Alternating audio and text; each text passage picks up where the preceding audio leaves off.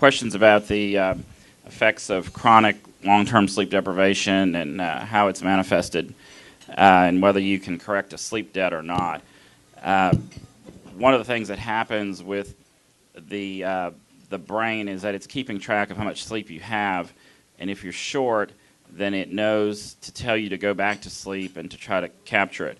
And what Edgar was referring to earlier about the different brain waves is you capture different types of sleep when you go back to sleep initially. So you have more slow wave sleep that he was referring to, which is very restorative. Unfortunately, can kind of leave you hungover if you get a lot of it, and maybe not feel so good initially. So we think it may take a week or so, even 2 weeks, to really correct a sleep debt.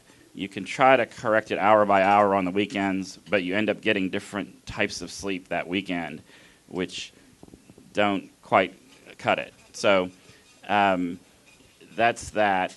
And similarly, people have wondered if you could bank sleep. So if you knew you were going to be deprived in a bad situation, could you sleep extra long ahead of time?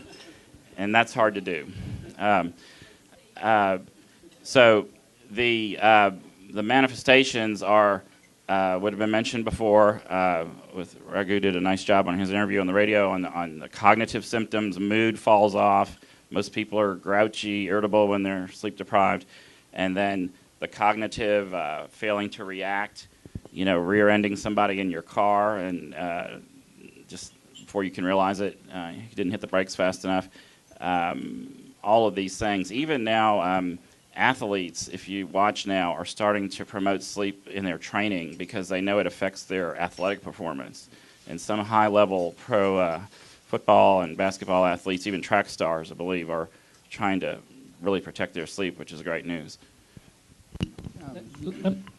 Just adding to that, and when we are recovering from our sleep debt, it's the stage 3 and the REM sleep that we recover first, and we might actually forego the stage 1 and stage 2 sleep, which actually reinforces the fact that stage 3 and REM sleep are, for some reason, the most important stages of sleep. And we may not be able to recover all the sleep debt, but the first few hours, maybe like 2, 3, or 5 hours, can be recovered.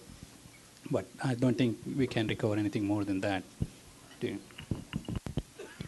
There are also one last thing. There are also some studies, that, especially on animals, that show that prolonged, excessive sleep deprivation actually leads to brain damage, and their cells shrivel up, and all kinds of nasty things happen to you when you have prolonged sleep deprivation.